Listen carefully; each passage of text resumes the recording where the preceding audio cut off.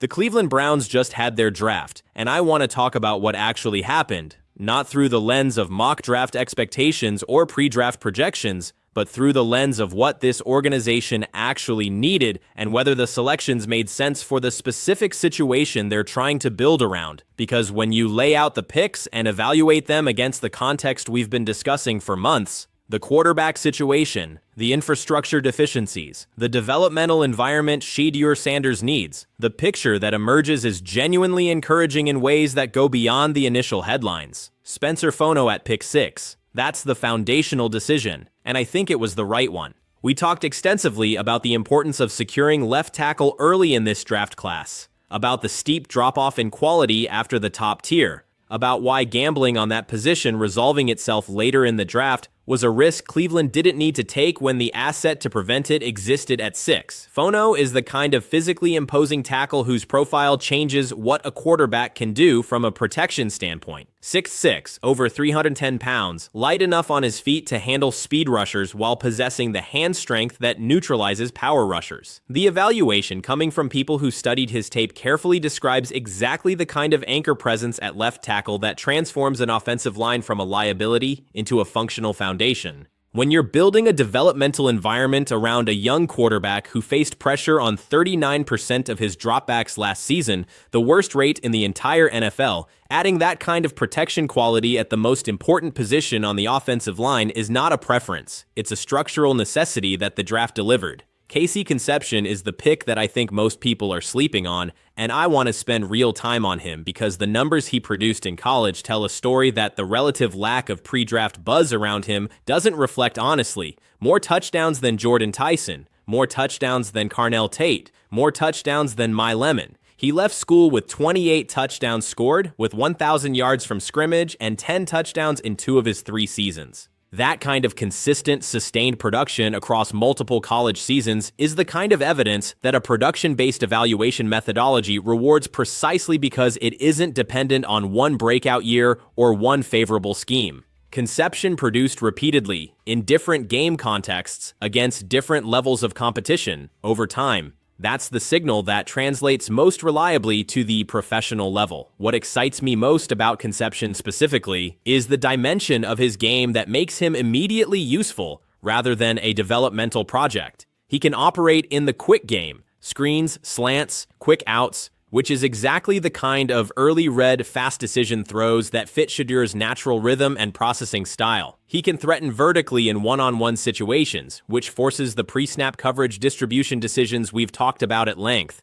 And he adds genuine special teams value as a punt returner, which means his roster contribution is immediate and multidimensional rather than contingent on developing into a starter role. At 6 feet and 200 pounds, he has enough size to play outside while possessing the quickness to create separation in the intermediate areas. The versatility of his profile, the fact that the same player can function as your outside receiver, your quick game safety valve, and your return specialist is exactly the kind of value that smart front offices find in the mid-rounds of a draft. Denzel Boston is the complementary piece to Conception that gives Cleveland 2 receivers with meaningfully different profiles, and that differentiation matters for how defenses have to account for them simultaneously. Where Conception brings quickness, route running refinement, and the ability to operate in traffic, Boston brings the size and contested catch ability that forces different coverage decisions. A 6'4" receiver who can win jump ball situations on the outside changes the throwing geometry for a quarterback. It opens angles and windows that simply don't exist when every target on the outside is similarly sized.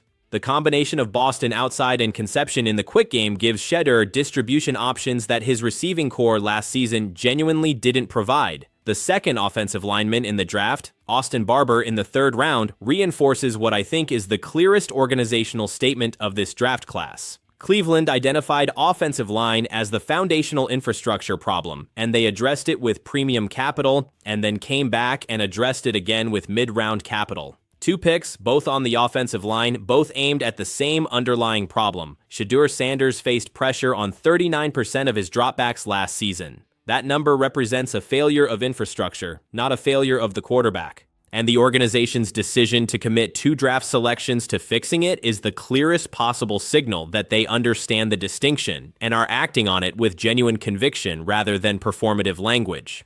The McNeil-Warren selection at safety is the pick that addresses the defensive side of the construction, and the profile is compelling for specific reasons. 4 forced fumbles and 2 interceptions in his final college season describes a player with the instincts and the playmaking ability to generate turnovers, which is the defensive contribution that most directly creates the favorable field position and game script conditions that support a young quarterback's development. A defense that creates turnovers and forces short fields takes pressure off the offense in ways that statistics don't fully capture. Every possession that starts at midfield rather than the 25-yard line is a possession where the offense doesn't need a perfectly executed 70-yard drive to produce points. A ball-hawking safety who understands how to create those opportunities is a valuable defensive asset in the specific context of what Cleveland is trying to build. Todd Monken's press conference comments about the 4-quarterback situation are worth examining because I think they've been misread by people who are defaulting to concern. His framing was precise and consistent with everything he said throughout the offseason.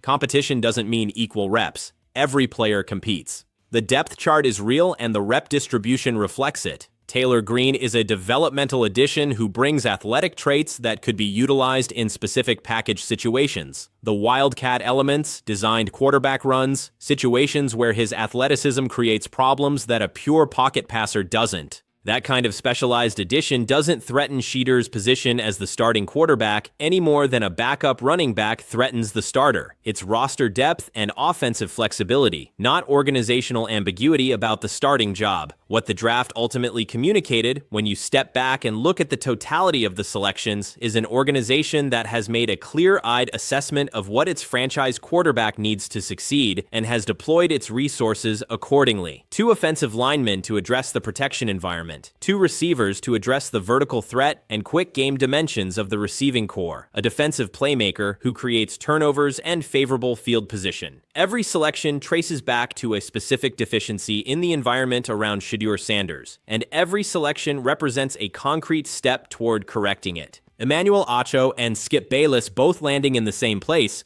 praising the Cleveland draft, acknowledging what the organization is building around Shedeur, is notable not because outside opinion determines anything about what happens on the field, but because when analysts with different frameworks and different tendencies are independently arriving at the same positive assessment, it usually reflects genuine quality in the decision-making rather than a single analytical perspective being confirmed by its own assumptions. The consensus around this draft being a quality outcome for Cleveland is genuinely broad. Here's where I land on what this draft means for the complete picture. The organizational commitment to Shedeur Sanders, which has been visible in the practice structure, the rep distribution, the captain designation, the locker room statements from Garrett and Ward, the coaching staff's documented methodological investment. That commitment just got backed by resource allocation. The front office spent premium capital on the 2 positions that most directly determine whether a young quarterback develops in a functional environment or a broken one. They addressed left tackle. They addressed receiver. They added an offensive lineman with a mid-round pick. They selected a safety with ball-hawking instincts who creates the kind of defensive contributions that make game scripts manageable for an offense. Every piece traces back to the same organizational understanding. The quarterback they've chosen to build around deserves an environment designed to develop what his talent actually allows. The work isn't finished.